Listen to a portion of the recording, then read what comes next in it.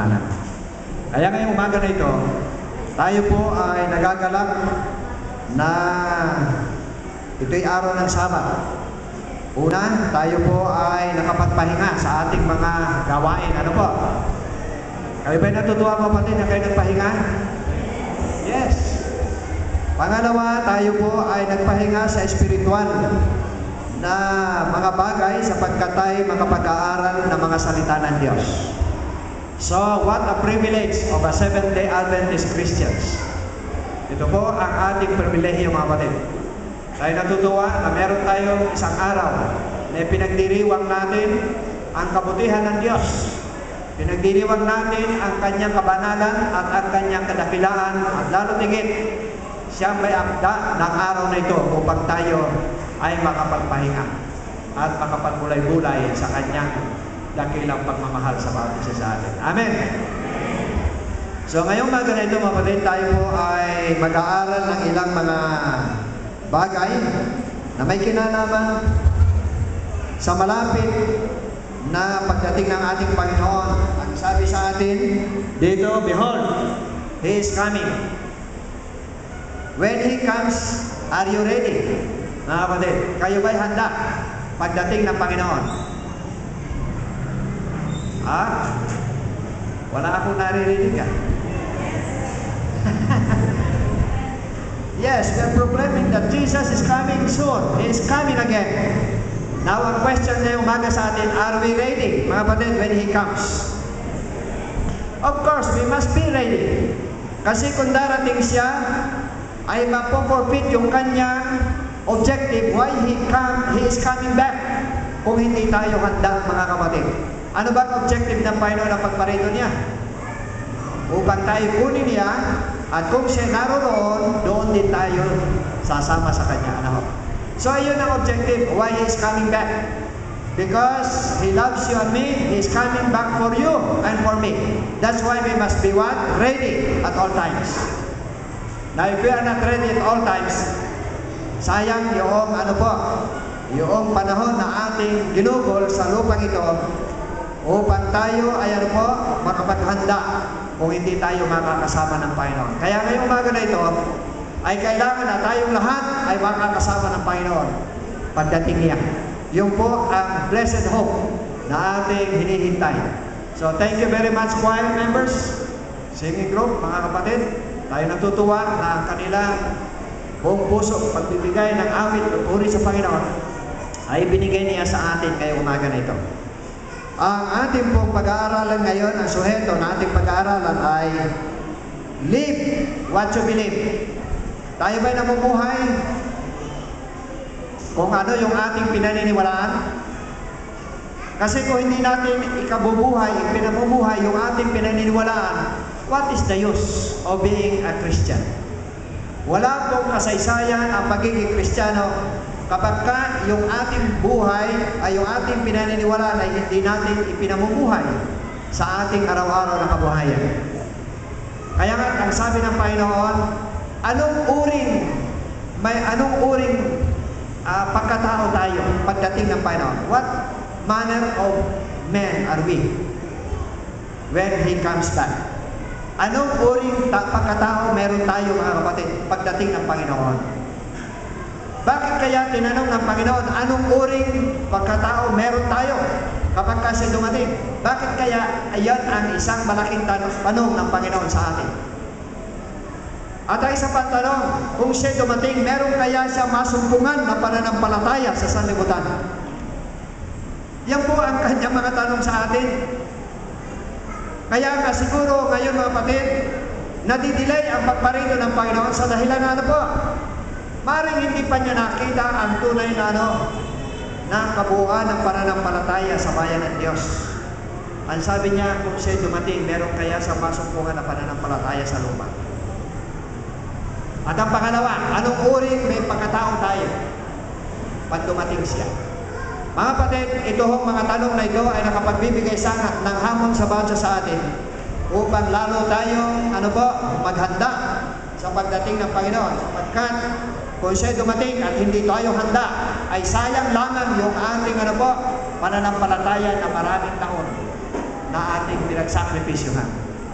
Marahil ang iba sa atin ay nagsakripisyo ng mga 50 taon na sa pananampalataya. Ang iba ay 60 taon na.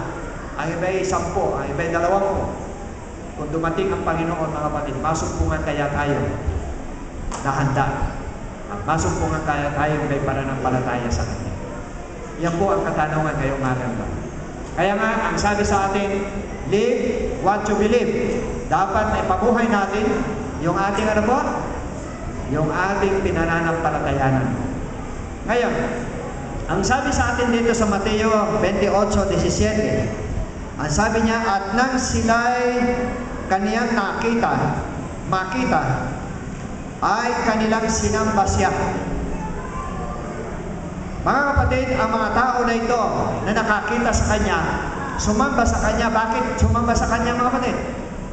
Sapagkat kilala siya na siya, siya Diyos, kaya sinamba siya. Pero ang sabi sa atin, dito sa bandang huli, ang sabi niya, sa bandang huli, ang sabi niya ganito,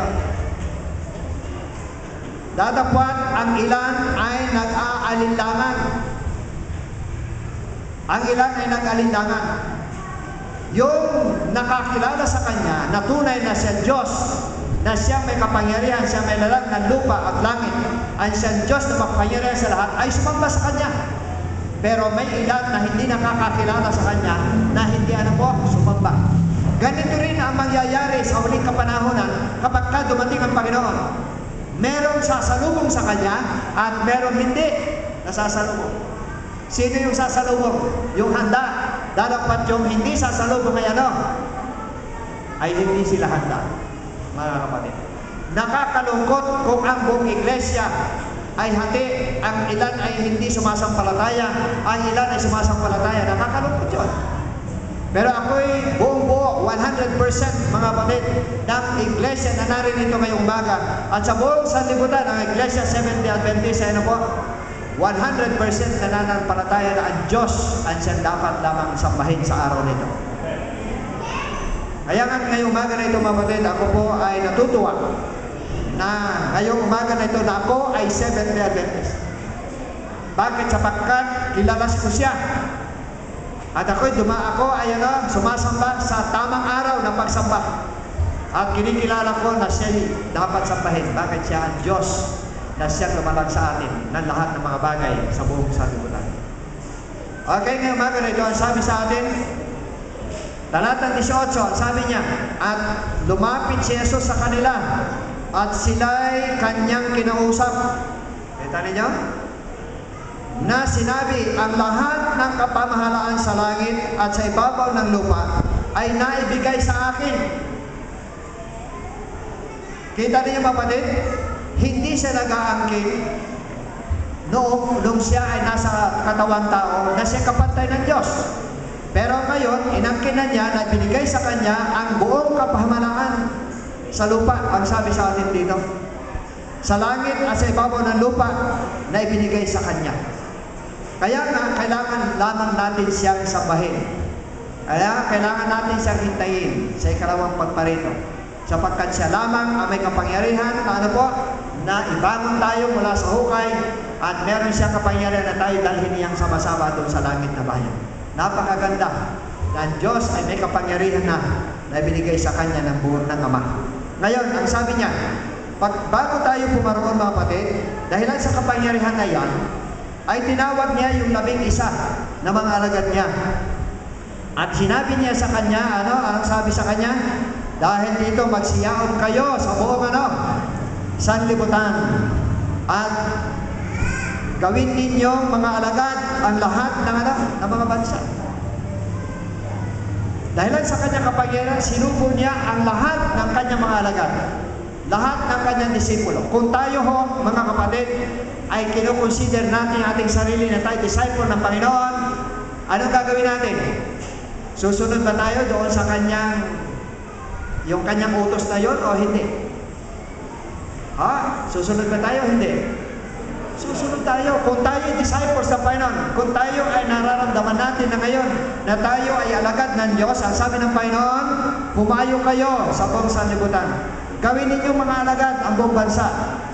at sila'y inyong bautismuhan sa pangalan ng Ama, ng Anak at ng Espiritu Santo.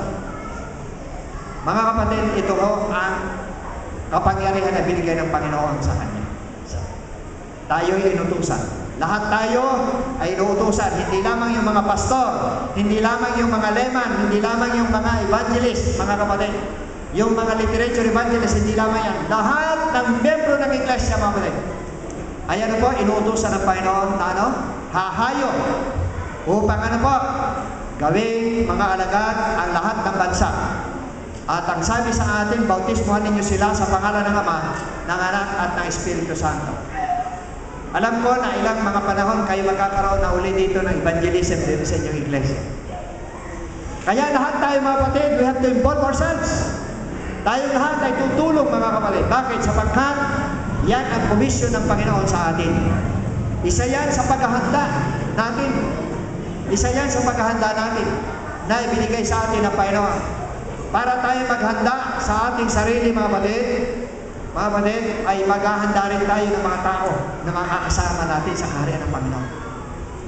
Sa ating paghahanda. Kaya nga, ang sabi sa atin dito, na ituro ninyo sa kanila na kanilang ganapin ang lahat ng mga bagay na iniutos ko sa inyo. At narito ako isa sa inyong palagi hanggang sa katapusan ng sanlibutan.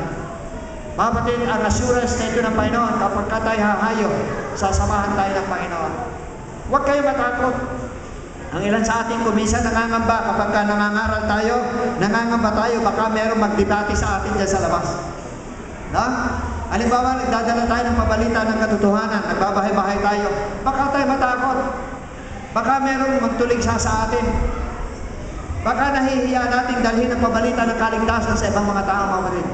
Huwag sanang mangyari ito. Alam niyo, minsan, nung Miyerkules, nandoon kami, isa sa Miyerkules, Biyernes. Sabi noong isang kabataan doon sa Puerto Princesa, pastor, kami nandoon sa isang bahay ng isang Adventista. Dumating yung mga saksi ni Jehovah.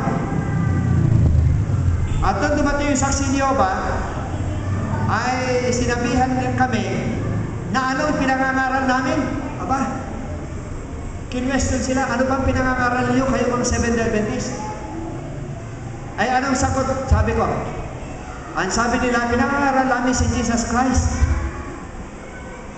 Tapos ano pa ang pinangangaral ninyo? Pinangangaral namin na malapit nang dumating ang Panginoon.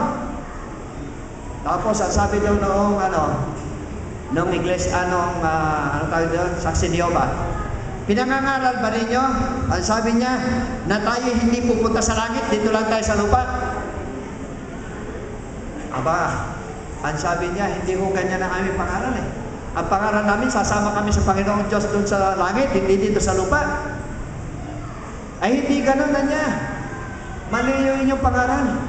So mga kapatid, akin tinitingnan yung trend ng thought niya kung anong gagawin niya. Sabi niya, Pastor, alam niyo lahat ng sinabi sa amin, puro baliktad. Baliktad sa banal na kasulatan. Bakit? Ang sabi niya, sila daw hindi pupunta sa langit, dito sila mag-spend ng millennium nila. Ay tayo sa langit ang spending nating millennium. 1,000 taon, doon tayo magbabakasyon sa langit, pero sila dito sa lupa. Sino kasama nila sa lupa dito during the millennium, mga kapatid? Sangayon sa Biblia. Ha? Si Satanas at saka yung lahat ng mga hindi nabuhay sa unang pagkabuhay na maguli. At pagkatapos sa 1 taon, bubuhayin naman sila kasama ni Satanas, ay anong mangyayari? Lilipulin sila. No? Doon sa dagat-dagat ng kapon. Mga kapatid, ako'y naaawa sa mga tao na yan. Sana mabago ang kanilang isipan. Makita sana nila yung sinasabi ng banal na kasulatan. Na huwag sana nilang pangaral sa mga tao na hindi na tayo pupunta sa langit, dito lang tayo sa lupa. Kaya pala karamihan mga tao ngayon naghahanda sa lupang ito, hindi naghahanda sa langit. Anong pinaghahanda nila? Namimili ng lupa, namimili ng mga mansion, namimili ng kung ano-ano. Ano pinaghahanda nila sa lupang ito? Pero anong sabi sa atin ng banal na kasulatan? Mag-impok kayo ng ng kayamanan, hindi sa lupa, kundi saan? Sa langit. Bakit? Yung lahat ng kayamanan sa lupa ay kakainin ng ng tanga at makakaroon ng mga kalawang at nanakawin ng mga magnanakaw. Pero kung kayo mag-impok ng kayamanan sa langit, ano mangyayari? Walang tanga ron, walang kalawang, walang magnanakaw. Kaya nga, ang pag-iimpok ng kayamanan sa langit ay higit na mabuti kaysa pag-iimpok ng kayamanan sa lupa. Kaya iiwanan natin ang lupang ito, mga kapatid. Kaya nga tayo maghahanda. Ano ang ating gagawin kapag tayo naghahanda patungo sa langit, mga kapatid? We know that Jesus is coming soon. What are we going to do? We have to prepare ourselves, mga kapatid. Ano una nating ihahanda? Yung ating sarili, mga kapatid. Kaya nga ang tanong, what manner of life of a man, what manner of man are you when I come? Anong uring tao kayo? Anong uring pamumuhay meron kayo pag ako'y dumating, mga kapatid? Yung ating pagmamahal ay sa mga material na mga bagay o pagmamahal natin patungo sa Panginoon, mga kapatid, sa mga espiritual na mga bagay? Yan ang tanong sa ating ngayong umaga, mga kapatid.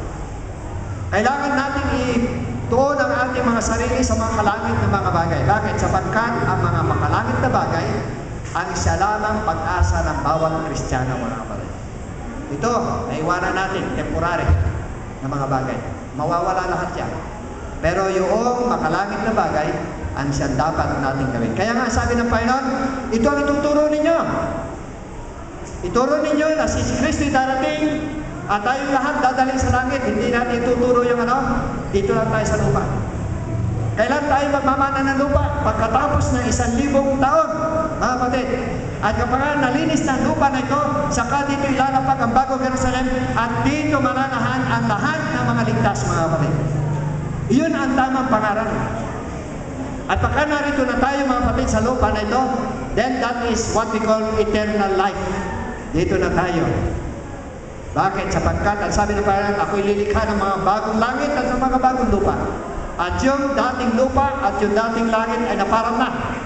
Mga kapatid, lalo pa, ang lahat ay pawang bago. Pawang bago. Kaya nga, ito ang ating pangangaral. Ito ituturo natin sa mga tao. Kaya nga sa inyong evangelism dito, ituro ninyo yan, mga kapatid, na tayo ay sasama sa Panginoon sa langit. Hindi tayo magluluwat sa lupa ito. God is coming soon. That's why we have to be ready at all times. Para sa ganun, kung siya'y dumating, tayong lahat ay makasama niya doon sa pinagpalang tahanan. Ngayon, ang sabi sa atin dito, mga kapatid, you have to baptize them. Bakit tayo may binyagan, mga kapatid? Why is it that we will be baptized by water? Ang sabi sa atin na banal na kasulatan, unless we are baptized with water, we will not be baptized by the Holy Spirit. Bakit si Juan Bautista, ang sabi sa atin, ay siya ang nagbibinyak sa tubig, dadapot. Si Jesus ang nagbibinyak saan? Ang Panginoon na siya nagbibinyak sa ng Espiritu Santo. Bakit kailangan tayo binyagan ng banal na Espiritu Santo? Bakit tayo dapat mabinyagan ng banal na Espiritu Santo, mga kapatid? Sapagkat when you are baptized by the Holy Spirit, then you have all the power to proclaim the gospel message to the people. Kaya nga nagsabi sa atin, Acts 1 verse 1, mga kapatid. 1 verse 8. Acts 1, Gawa 1, talatang 8. Anong sabi sa atin, mga kapatid? Buksan ninyo inyong Biblia, mga kapatid. At ating tingnan, at ating basahin, kung anong nagagawa ng Banal na Espiritu sa atin. Kaya kailangan na bawat isa sa atin ay babautismuhan ng Banal na Espiritu. Sapagkat kailangan natin ito sa ating paghahanda patungo sa langit na bayan, mga kapatid. Okay, ang sabi sa atin ay ganito. Gawa 1, talatang 8. Dapat tatanggapin ninyo ang kapangyarihan pagdating sa inyo ng Espiritu Santo, at kayo'y magiging mga saksi ko sa Jerusalem at sa buong Judea at Samaria at hanggang sa kahuli-huling hangganan ng lupa. Makita niyo, mga kapatid? Bakit kailangan natin mabautismuhan ng Banal na Espiritu? Para tayo magkaroon ng kapangyarihan na dalhin ang ang pabalita ng katotohanan sa buong sanlibutan. Bakit? Sapagkat ang Diyos ang nangako rin, kung tayo hahayo, gagawin natin mga alagad ang lahat ng mga bansa, dadalhin natin ang everlasting gospel sa lahat ng mga tahanan, mga kapatid. Tayo sasamahan ng Panginoon. Sasamahan tayo niya sa pamamagitan ng banal na Espiritu. At ang sabi sa atin ng kapangyarihan ng Banal na Espiritu, ang siyang gagamit sa atin. Bakit? Tuturo niya sa atin kung anong sasabihin natin. Tuturo niya kung ano ang tama, ang dapat natin gawin. Sasabihin niya sa atin ang buong katotohanan. Kaya nga, kailangan natin ng Banal na Espiritu. Alam niyo ang sabi ni Mrs. White? Dapat tayo we must be refreshed by the Holy Spirit daily. Like Jesus Christ when He was here on earth. Nung siya ay nakakatawang tao, siya binautismuhan doon sa ilog ng Jordan. Pagkatapos na siya ay nabautismuhan doon, ay anong nangyari? Nung siya umahon sa tubig, ano ang nakita, mga kapatid? Ang Banal na Espiritu sa isang katulad ng ng isang kalapati na siya ay lumapag at narinig ang boses. Anong boses na narinig? Narito ang aking sinisintang anak, na sa kanya ako ay lubhang nalulugod. Mga kapatid, iyong Banal na Espiritu na yon. Bakit kaya si Jesus Christ binautismuhan pa ng Banal na Espiritu? Sapagkat siya ay nasa sa katawang tao. Kailangan ng katawang tao na ito na meron siyang katulong ng kapangyarihan upang siya ay meron kapangyarihan na lumaban saan? Sa masama. Alam ng ating Panginoon Kristo na siya haharap sa isang malaking pagsubok sa buhay. Alam niya, sapagkat hinubad niya ang kanyang pagka-Diyos. Siya ay talagang mistulang tao. Ano ba't kailangan niya ang Banal na Espiritu? At ang Banal na Espiritu na siyang tutulong upang siya ay magkaroon ng kapangyarihan na labanan at pagtagumpayan ang kasalanan at gayon din naman ang tukso ng kaaway. Pagkatapos ng bautismo, ano nangyari, mga kapatid? Siya tinukso. Dinala siya ng Banal na Espiritu doon saan? Sa ilang. At nung nasa ilang siya, anong ginawa ni Satanas sa kanya? Tinukso siya sa lahat ng lahat ng anggulo ng kanyang buhay. Pero ang sabi sa atin, hindi siya nagkasala. Mga kapatid, na nagumpay ang ating Panginoon Kristo. Tayo rin. Kung hindi tayo babautismo ng Banal na Espiritu, mga kapatid, hindi tayo pwedeng managumpay sa kasalanan na ito.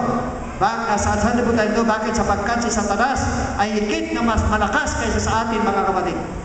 Ano ba't kailangan natin maraming panalangin? Maraming panalangin. Ang Panginoon Kristo na sa lupa, anong ginawa niya? Wala siyang ginawa kundi manalangin. Maraming oras na ginugugol niya sa panalangin. Bakit? Sapagkat He sends to Himself without prayer, He has less power. Diba? Kung walang panalangin, less ang power natin. But if He has prayed much, ano mangyayari? Meron siyang maraming kapangyarihan, mga kapatid. Kaya nga, ang ating Panginoon Kristo, siya anak ng Diyos. Ginawa niya yun. Tayo pa kaya, mga kapatid? Na tayo makasalanan. Dahil pa tayo tinubos ng biyaya ng Diyos. Tayo ginawa niyang banal. Bakit? Sapagkat sapat ang biyaya ng Diyos about sa atin. Ano pa? Kailangan natin ang baptism of the Holy Spirit. When we are baptized by the Holy Spirit, then we have no fear. Wala na tayong katatakutan. Kahit saan tayo pumunta.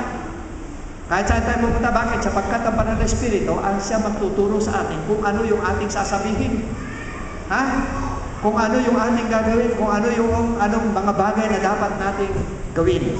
Ang Banal na Espiritu po ang siyang tutulong sa atin. At isa pa, ang Banal na Espiritu ang siyang manghihikayat ng kaluluwa, hindi tayo. Mga kapatid, tayo ginagamit lamang ng instrumento ng Panginoon na magsasalita, dalapat ang Banal na Espiritu ang siyang gagawa sa puso ng mga tao upang hikayatin sila at tanggapin si Kristo na bilang personal nilang tagapagligtas. Mga kapatid, ang ating gagawin lamang ay tayo ay instrumento ng Diyos.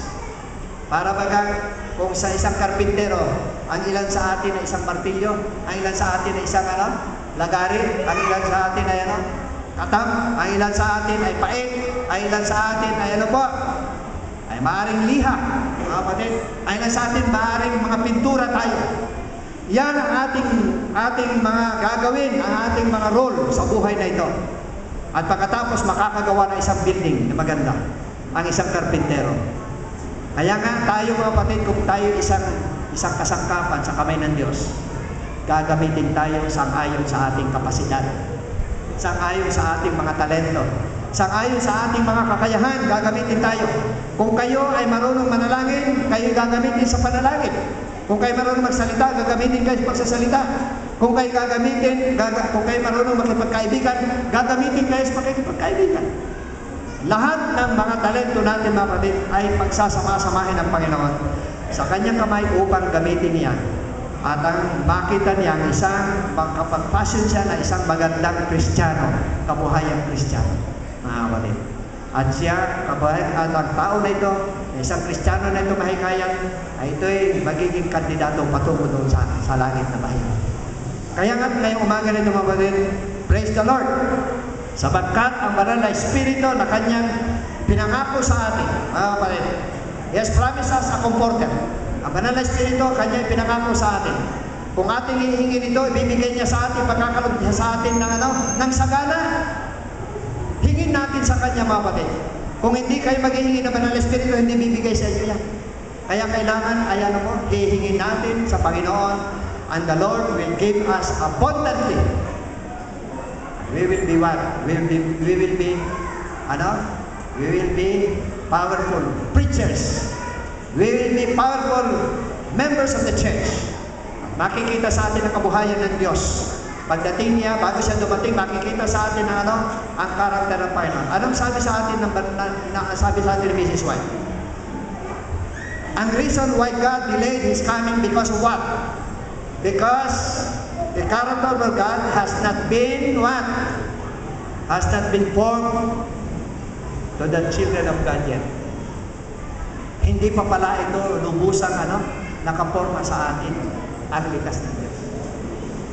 Pero ang sabi ni Mrs. White, kung ang majority ng iglesia ng Diyos na naghihintay sa kanyang malapit na pagdating ay naiporma na yung likas ni Kristo sa kanilang buhay, ay darating ng Panginoon.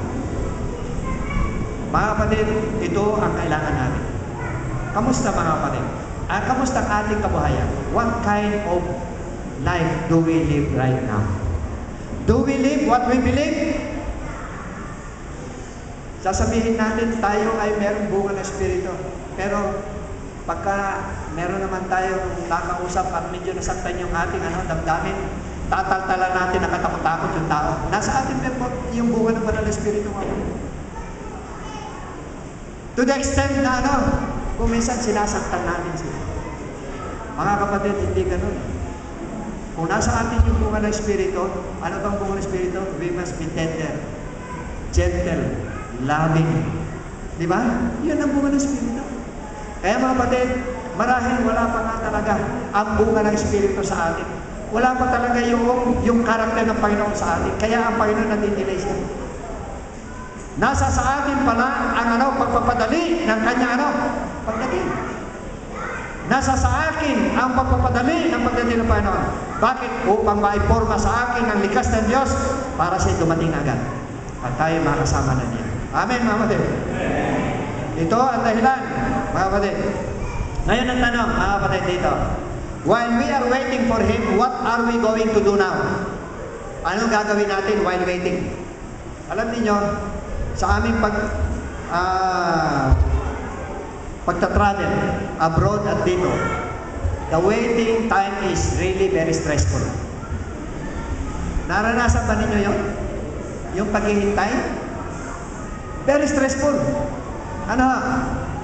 Minsan kami ay aalis, ang aming time ay 1:30, nakasakay kami alas 5 na ng hapon. Bagot na kami doon sa airport, hindi na maintindihan kung anong gagawin namin. Ano ba talaga nito? Ano ba talaga ang sitwasyon natin? Makakalis ba tayo? Hindi. Ang iba, takbuhan doon sa counter.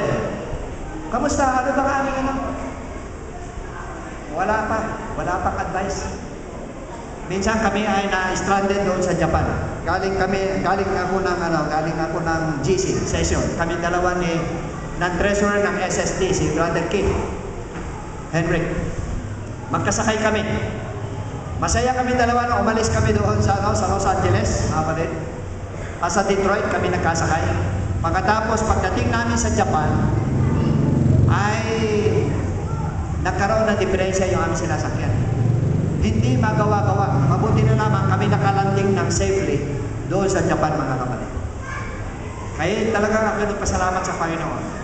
Yung pala ay nagka-diferensya ng eroplano namin habang kami lumilipad, hindi namin alam. Walang sinasabi yung kapitan, mga kapatid. Nung kami ay lumanding na doon, mga kapatid, kami tuwa. At sabi, okay, disembark the plane. Pagkatapos ay babalik kayo after 2 hours. Maghihintay tayo ng plane after 2 hours, sasakay ulit. After 2 hours, mga kapatid, wala ang announcement. We are sorry, the plane is under, anong tawag nun, parang, kung ba? Maintenance. Yan, the maintenance. Under the maintenance. Okay. Pagkatapos ng 2 oras, nang-announce naman, we are sorry. Ang sabi nila, sapagkat yung plane ay hindi pa naayos. Maghintay muna kayo. Aba, nakatapos yung 4 na oras, 6 na oras, nandun pa rin kami. Madilim na. Pinakain na kami. Sabi, well, we cannot proceed because the plane is not ready. So, pinakain kami ng hapunan. Kain kami. Noong mag-alas 9 na, akala namin kami sasakay na. Ang sabi, well, all passengers of this plane, please go to this hotel. And you have to spend your night in this hotel. Lahat kami, punta na naman doon. Nako, dala-dala na yung mga bagahe namin. Lahat ng bagahe, kinuha doon sa aeroplano. Kinuha na namin, kinlem namin. Push na kami ng cart papunta doon sa hotel. Hindi namin alam kung saan banda yung hotel na yan. Wala nagkagayad sa amin. Sinabi lang sa amin, announcement, okay, you pass this way, and that way, and then you reach the hotel. Pagdating na, ang layo pala ng hotel, mga kapatid. Si brother kita sabi niya, it's very tiresome. Yung mga tao, nagagalit na. Nagmumura na yung iba. Ang sabi ko siya, ito na ang problema ngayon. So natulog kami. Nung nandun kami sa hotel, ang sabi nila, tingnan na lamang ninyo, na-cancel na yung flight. Tingnan ninyo kung saan kayo nakabook. Nako, punta naman sa computer, siksikan doon sa computer, hanap doon yung hindi marunong mag-computer, nakikiusap na lang, pakisuyo na. Kita mo yan? Ang hirap, mga kapatid, ng paghihintay. And then, kami naka-fly, mga kapatid, ng hapon na, the following day. Hapon na. Kaya si Brother Kit, kinuha yung computer niya, nakipag-usap sa asawa niya, ang sabi niya, doon sa asawa niya, Ivan, please tell Mrs. Rocky that Pastor Rocky is with me now, and we are together, we were delayed, so please tell her, para she will not worry. Mga kapatid, yun ang sinabi ni Mrs. Evon, Mrs. Kit sa kanya. Kaya naghintay si Mrs. Rocky din. Kung mahirap maghintay kami, lalong mahirap maghintay yung nasa bahay ninyo, na alam nila na darating kayo, na hindi kayo dumating, mga kapatid. Napakahirap. Kaya nga, ang sabi sa atin, when we are waiting, it's very stressful. That's why we have to do something so that we will not be stressed. Anong gagawin natin, mga kapatid? Ang ginagawa ng mga tao na yan, namasyal kami ni Brother Kit kung saan-saan. Para lang maaliw kami, mawala yung stress namin. Tapos punta na naman doon sa computer. Nung nakita namin na nandoon na naka-schedule na aming flight, natuwa na kami. Although delayed ang flight namin, pero may assurance na kami ay makakalipad sa araw na yan, mga kapatid, at sa oras na yan. Ang mga Kristiyano, ganoon din, mga kapatid, meron ba tayong assurance na tayo ay pagdating ng Panginoon ay kasama na tayong lilipad patungo sa langit? Mga kapatid? Sure! Para mawala ang ating agam-agam at ating alinglangan at yung stress natin, siguraduhin natin na tayo kasama ng ating Panginoon pagdating niya sa panahon na siya ay darating at sa panahon na tayo makakasama niya sa langit na bayan. Ngayon, anong gagawin natin? Alam niyo dito sa leksyon natin kanina, meron akong quotation dito na gusto basahin. Napakaganda, mga kapatid. At sabi niya, the waiting church needs to do more than wait and believe that Jesus is coming back. Napakaganda nitong leksyon natin ito. Ulitin ko. The waiting church needs to do more than wait and believe that Jesus is coming back. Kapag tayo waiting lang, na believe natin na darating, wala naman tayong ginagawa, ay mahirap yan. You have to do something. The church needs to do more. Okay, sabi niya, should Jesus come today and ask you what you've been doing, it's not enough to say that you've been waiting patiently for Him. Hindi yung eksakto lamang na, Panginoon, naghintay kami sa iyo ng patiently. Tatanungin pala tayo, what are you doing when you are waiting for me? Sasabihin natin, Lord, we are patiently waiting for you. Ganun lang ba? Ito sabi niya. Okay. It's not enough to believe in the church theology, to be equally yoked in marriage, or to stay clear of worldly temptations. Jesus calls us to be an active church. He calls each of us to be His disciples. Kita ninyo yan, mga kapatid? Ano pala kailangan natin? Dapat maging aktibo tayo sa iglesia. Ano man ang mga activities sa iglesia, kasama tayong lahat, mga kapatid. Ano pang sabi sa atin dito?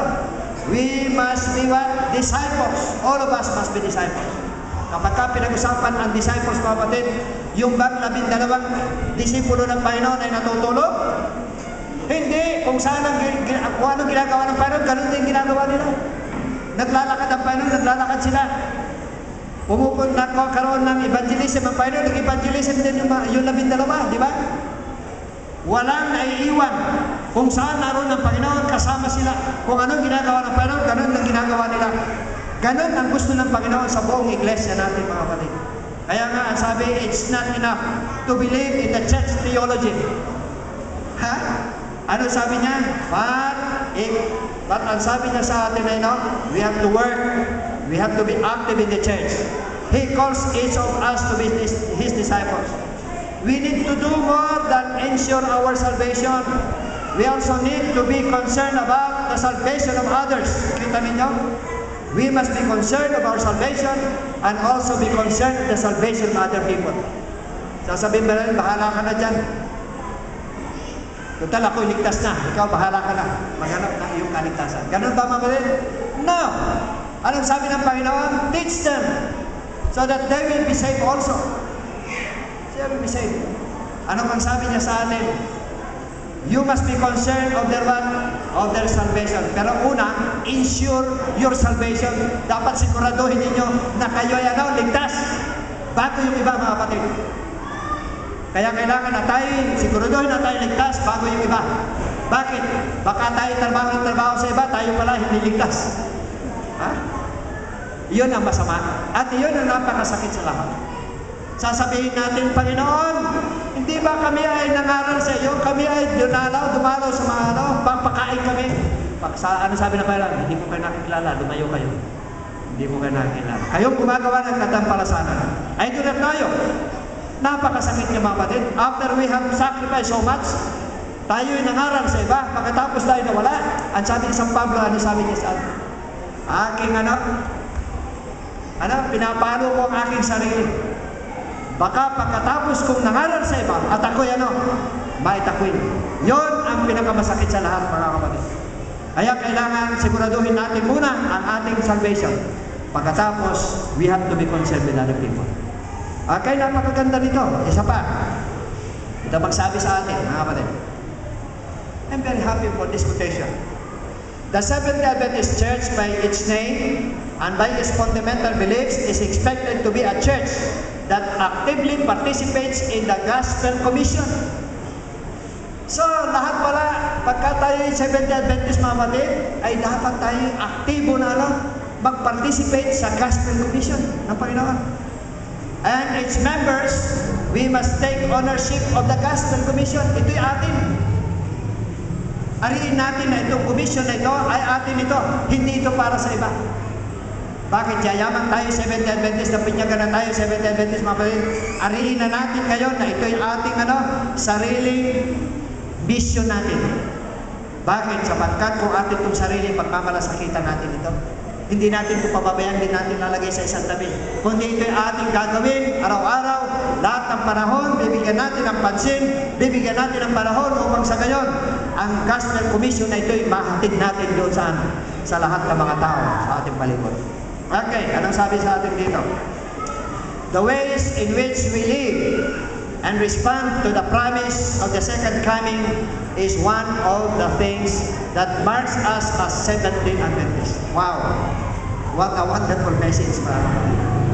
Ang sabi sa atin, the ways in which we live and respond to the promise of the second coming is one thing that marks us as Seventh-day Adventists. Kaya nga, live what you believe. Mga kapatid. Okay, ang sabi pa sa atin na huli. Ang sabi niya, the disciples of the early Christian church are our examples. Fueled by their hope on the second coming, they made evangelism witnessing their priority. What is our priority, mga kapatid? Evangelism. That is our priority. Saan man kayo, ano man ang inyong profession, teacher man kayo, farmer man kayo, ano man ang inyong profession sa lupang ito, mga kapatid, our priority is what? Evangelism. Why? Because, ang sabi ni Mrs. White, soul winning is the highest of all sciences. Ano? Highest of all sciences is what? Is soul winning, mga kapatid. Kaya nga, ang sabi sa atin dito, in it, they invested all themselves. Kita mo yan? And all their properties. Meron ba tayong in-invest para sa evangelism sa ating properties, mga kapatid? Pinagbili ba natin yung ating ari-arian para lang sa evangelism? O ayaw man lang natin humugot kahit isang kusing para sa evangelism? Mga kapatid, ito ay kailangan natin, mga kapatid. Kahapon na doon kami sa AUP. Kausap ko si Pastor Ledesma. Isa siyang Bible teacher. Isa siyang worker dati sa Central Luzon. Noong kay Presidente, siya ay intern namin siya dito. Ngayon, nasa AUP siya. Nagtanong siya sa akin, ang sabi niya, Pastor, ano ba talaga ang iyong ginagawa ngayon na ikaw retirado na? Ang sabi ko, unang-una priority ko, evangelism. Bakit? Sabi niya, ikaw retired na, pagkatapos ay tuloy-tuloy pa rin ang pagkakaral. Sabi ko, nag-retire lang ako sa payroll, pero sa gawain ng Panginoon, hindi ako nag-retire. Kaya ang sabi niya, well, yung ibang pastor dito na retirado, nandiyan na sa bahay eh. Paupo-upo na lang, patulog-tulog, pakain-kain, walang ginagawa. Sabi ko sa akin, hindi pwede yan. I have committed myself to the Lord. In my lifetime, I have to use it. Lahat ng buhay ko, gagamitin ko sa Panginoon. So, ang sabi niya sa akin, Pastor, napakaganda na yung example. Sabi niya, si Ma'am, gano'n din, oo, magkasama kami niya sa evangelism. Last year, sabi ko, kami nag-evangelism dito sa Kinapawan, kami magkasama. By the way, nung ako'y nag-report sa inyo dito, yung nabinyagan doon, 37 ba yun? Ang aking report dito. Nung bumalik kami ngayon December, nag-report sa amin yung pastor, ang sabi niya, we are very happy and good news. Bakit? Almost everybody who attended your meeting here were baptized. Tapos sabi ko, magkano ilan ang nag-bautismohan? Alam niyo, Pastor, magkano? Yung nilagay namin sa plaka ninyo, sa binigay namin, 500, pero we surpassed that. 517 were baptized. Wow! I said, praise the Lord. Nung dumating kami doon, nag-evangelist sa Malaysia. Sabi sa akin ng Pastor, mula nung dumating ka dito, nag-iwan ka ng fire dito. Bakit nag-iwan ako ng fire? Sapagkat yung lahat ng mga kapatid na nakakita sa inyong enthusiasm ngayon, masigla na sila, nag-evangelism na ngayon. Tingnan nyo, dumalo kayo mamayang gabi, sabi niya. Dumalo kami, nandun ngayon mga kapatid. Nag-evangelism sila. At pagkatapos nito, sabi niya, another evangelism, meron naman kami. Mga kapatid, ako'y natutuwa. Salamat sa Panginoon na yung palang pagpunta namin ni Mrs. Rocky doon ay nagbigay ng magandang influensya, impact sa mga kapatid. Na nagising sila sa evangelism. Nagising sila sa paggawa, sa gawain ng Panginoon. Dati-dati, kilala ko ang iglesia ng Kinapawan, mga kapatid, sapagkat doon kami lumaki ni Mrs. Rocky. Pakuyog-kuyog lang. Ang sabi ng Bisaya, kuyog-kuyog lang tayo.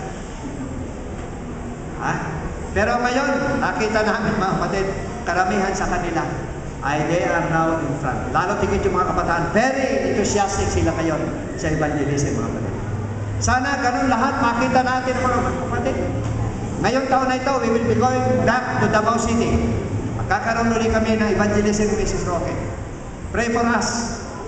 Sana mga kapatid, marami na namang tao sana ang madalhan ng pabalita ng katotohanan dyan sa Davao City. So we hope that the Lord will always give us strength and wisdom para sa ganun magampanan namin ang tungkulin. Ngayon, ang sabi sa atin mga kapatid, ganito, sabi ni brother ni Pastor Ladesma, Pastor, sana sa pagka ako'y nag-retire, ay gagawin din namin mag-asawa yung ginagawa ninyo. Sabi ko, gawin ninyo yan.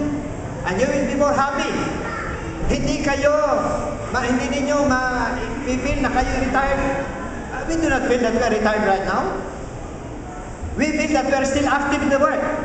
Bakit? Sapagkat kung wala kami sa evangelism, mga kapatid, lahat ng mga churches naman ay aming pinangangasiwaan doon. Kaya ngayon, meron kaming iglesia na nakita na isang medyo maliit pa na iglesia. Kami inaakit na maging membro doon sa malaking iglesia doon sa Fernandez Church, Central Church, na ang membro ay mga 600 ang membro. Doon naman sa Hospital Church, merong mga 300 ang membro. Gusto nila doon kami kasi gagawin daw nila kaming leader. Sabi ko, that's not our mission. We have another mission to do. Kaya nga, naghanap akong maliit na iglesia. Nasumpungan ko 8 membro lamang ang iglesia na ito, mga kapatid. When we attend the church na ako'y naawa sa kanila, isang maliit na sibi ng bahay, doon lang sila nagpupulong. Makikita ninyo, pagpunta doon, yung pupunta sa Palawan ngayon, dadali namin kayo doon sa iglesia na yun, mga kapatid. Yung mga couples na darating doon, we will attend the church on Wednesday and you will see the church na napakaliit at nakakaawa tingnan. Sabi ko kay Mrs. Roque, I have found a church where we are going to serve. Nung dumating siya, galing siya sa MBC noon, nagturo siya sa Ayas at saka doon sa Bacolod. Nung dumating siya, sabi ko, Mami, meron akong nasumpong na iglesia na doon tayo. Huwag tayo doon sa malaking iglesia. Tutulungan natin yung iglesia nito. Alam niyo mga kapatid, yung iglesia na yun, merong 8 kaanib. Nagsisikap sila, pero napabayaan ng Mother Church. For 11 years, almost 11 years mga kapatid, pinabayaan sila. Pinupuntahan sila ng Sabado, pagkasermon, aalis na.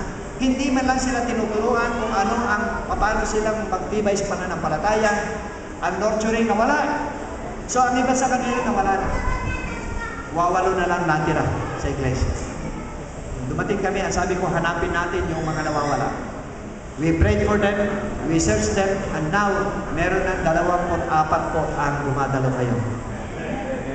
Nakapagpabinyag na kami ng 7. 7 na, may nabinyagan na. At ngayon, ang sabi ko sa kanila, gusto ninyo ba kayo magkaroon ng iglesia rito? Opo. Okay, let us pray to the Lord na kayo magkaroon ng iglesia. Walang lote. Hanap kami ng hanap ng lote. Walang gustong magbenta ng lote. Meron lote mahal, hindi kaya ng mga kapatid.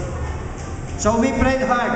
Ngayon, may nakita kami mga kapatid na isang lote na malapit doon sa iglesia na yon na 135 square meters. Pinatanong ko, ang presyo ay 150. Ay right pa lamang. At magbabayad kami sa munisipyo ng 67,000 para mabayaran mismo yung lote. At yun ay bibigyan na ng titulo. Sabi ko, sige nila, hanap tayo ng paraan. Now, we have prayed much mga kapatid. At yung mga kapatid talagang nakipag-bunyagi sa Panginoon. Alam nyo, bago kami pumarito, nabili na namin yung lote.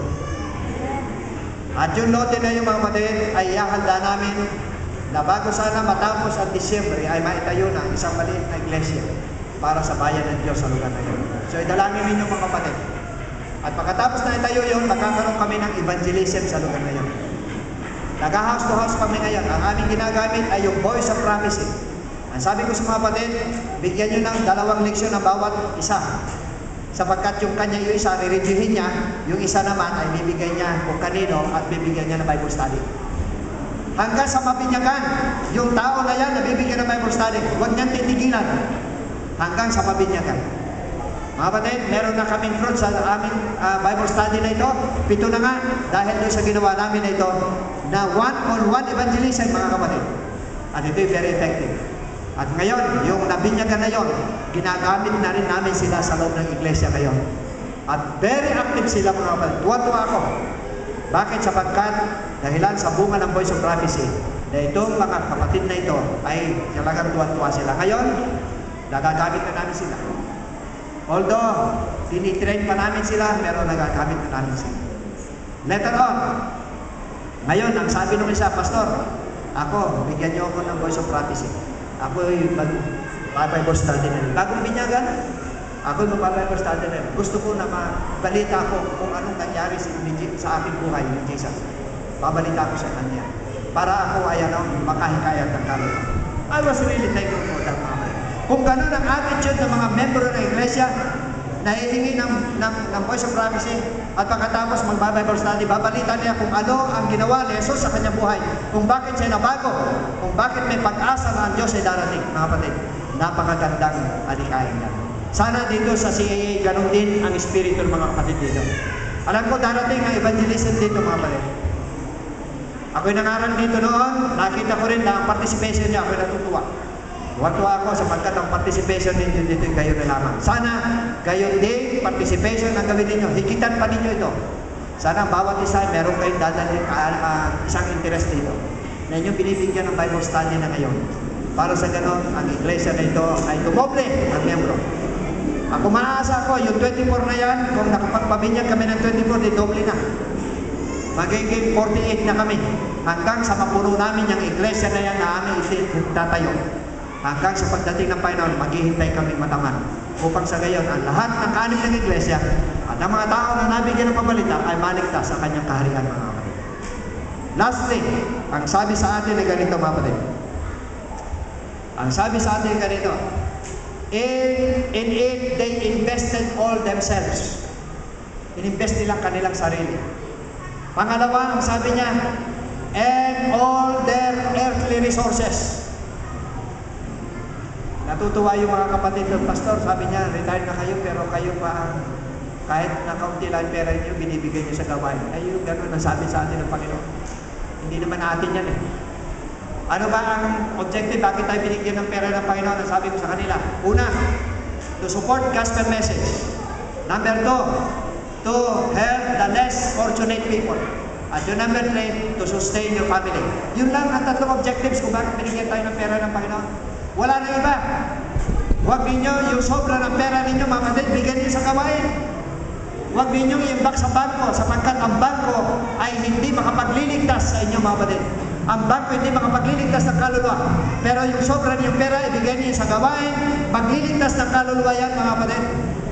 Gamitin niyo yung salapi habang nagagamit pa. Darating ang panahon, ang sabi ni Ezekiel, itatapon natin ang ating salapi sa lansangan na wala ng kabuluhan.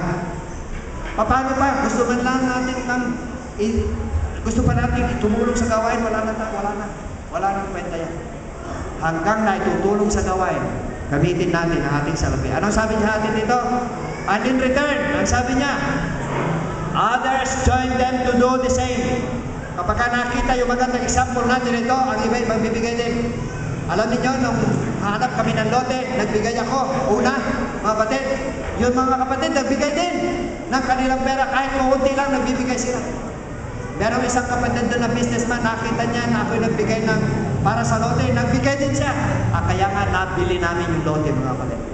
Meron akong kaibigan din sa Manila na magdoktora, nakita niya, nagbigay kami, nagbigay din siya. Mga kapatid.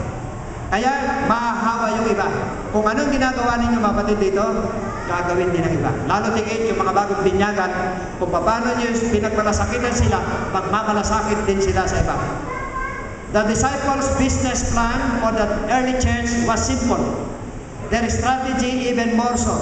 And the church would have failed had it not been for their attitude and their actions. Mga kapatid, sana nag-fail na yung early church natin kung ang attitude ng mga pioneers natin ay service. But they're not service. Kung ang ating mga pioneer noon ay hindi sila dumukot sa bulsa at kanilang sinustento ng gawain ng Panginoon, wala tayo dito ngayon, mga kapatid. Do you believe that? Yes, si Mrs. White saka si James White, yung kanilang earning nila, binibigyan nilang lahat sa Panginoon. Wala pa yung sistema ng ating financial nung una. They survive because of their income. Alam niyo si James White, anong ginawa niya? Siya nagpaupa doon sa railway, na gumawa ng railway, at saka nagkapas sila ng mga wheat. Lahat ng kanilang earnings ibinigay sa gawain ng Panginoon. At ngayon, sino ang nagtatamasa, mga kapatid? Tayo. Because of their sacrifices, those our pioneers before, now we are now gaining all those benefits na ginawa nila sa atin. Mga kapatid, ganito po ang gawain ng Panginoon. Galing sa pagsasakripisyo at matatapos ang gawain ng Panginoon sa ano? Sa sakripisyo. Mga kapatid, ito ang hamon sa ating ngayong umaga. Kung gusto nating maligtas, mga kapatid, maghanda tayo sa ating sarili, involve natin ang sarili sa evangelism, humikaya tayo ng kaluluwa, at kung tayo gumagawa, anong gagawin ng Panginoon? Tayo ay dadalhin niya sa pinagpalang tahanan. Last text na gusto kong basahin sa inyo, mga kapatid. Ang sabi sa atin dito, Lucas 12. Mga kapatid, napakaganda nitong teksto nito. Sundan ninyo ako, mga kapatid, at ito'y napakaganda. Lucas 12:43 at saka 47. Okay, mapalad ang aliping yaon na kung dumating ang kanyang Panginoon ay naratnang gayon ang ginagawa niya. Okay? 47. At yaong aliping nakaalam ng kalooban ng kanyang Panginoon at hindi naghanda at hindi gumawa ng alinsunod sa kanyang kalooban ay papaluin ng ng marami. Alam natin yon, tapos hindi natin ginawa, papaluin tayo ng marami. Gusto ba ninyong palo, mga kapatid? Ayaw. Alam ninyo, pag dumating siya sa ikalawa, yung second coming niya, meron siyang dalang gantimpala, mga kapatid. At ay gagantimpalaan niya sang-ayon sa ating ginawa. After the 1,000 years, ano ang dala ng Panginoon? Gantimpalo, papaluin lahat yung masasama at yung hindi gumawa sa gawain ng Panginoon. Maliwanag ang sinabi ng Biblia. Ulitin ko, 47. At yaong aliping nakaalam ng kalooban ng kanyang Panginoon at hindi naghanda at hindi gumawa ng alinsunod sa kanyang kalooban ay papaluin ng marami. Kita niya? Datapwat, 48. Dadapat ang hindi nakaalam at gumagawa ng mga bagay na karapat-dapat sa mga palo ay papaluin ng kaunti. Yung palang hindi nakaalam ng pabalita ng katotohanan, pag dumating pa ito, kaunti lang ang palo. Pero yung nakakaalam na hindi ginawa, marami ang palo ang gagamitin. Okay. At sa sino mang binigyan ng marami, ay marami ang hihingin sa kanya. Ayan. At ang sino mang pinagkatiwalaan ng marami ay lalo ng marami ang hihingin sa kanya. Kaya mga kapatid, kapag maraming talento ninyo, hindi nyo ginamit yung talento nyo, maraming sisingilin sa inyo, mga kapatid. Kung hindi nyo ginawa, maraming palo ang tatanggapin ninyo. Pero kung ginawa natin lahat ang pinagagawa ng Panginoon, mga kapatid, sumunod tayo doon sa kanyang plano ng Panginoon, mga kapatid. At sa plano ng iglesia natin, tayong lahat ay tatanggap ng gantimpala pagdating ng Panginoon. Kaya nga ngayong umaga na ito, mga kapatid, marinawa na pagdating ng Panginoon, tayong lahat ay handang-handa na sumama sa Kanya at tanggapin natin yung gantimpala na walang iba kundi yung korona ng buhay. At kapag tinanggap na natin yung korona ng buhay at yung buhay na walang hanggan, kung tayo nangaral, yung lahat na napabinyagan natin ay magiging bituin sa ating korona, na kikislap-kislap doon sa ating korona. Kung meron kayong 5 kaluluwang nadala sa Panginoon, 5 bituin ang kikislap. Kung 1,000 rin bituin ang kikislap doon, mga kapatid. Napakagandang tingnan na lahat kayo na may korona ay kumikislap ang inyong korona doon sa pinagpalantahan. Ang gusto sabihin, tayong lahat ay ano po?